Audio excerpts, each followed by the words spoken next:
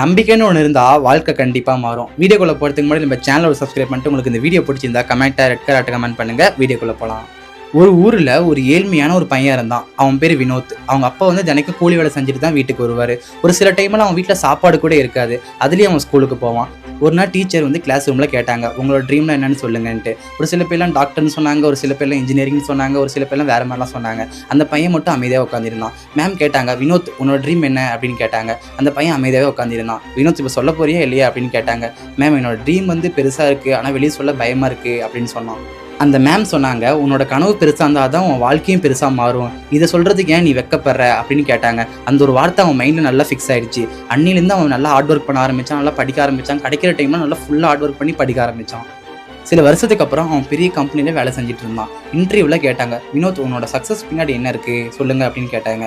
அதுக்கு அவன் சொன்னான், நான் ரொம்ப ஏழை தான், ஆனால் என்கிட்ட முயற்சி பண்ணுற அளவுக்கு திறமை இருக்குது, அதான் இந்த அளவுக்கு நான் வந்திருக்கேன் அப்படின்னு சொன்னான். இந்த ஸ்டோரியோட மாறு என்னன்னு பார்த்தீங்கன்னா, நீங்கள் எவ்வளோ ஏழையாக இருந்தாலும் பரவாயில்ல, முயற்சின்னு ஒன்று நீங்கள் பண்ணிங்கன்னா உங்கள் லைஃப் டோட்டலாகவே மாறிடும்.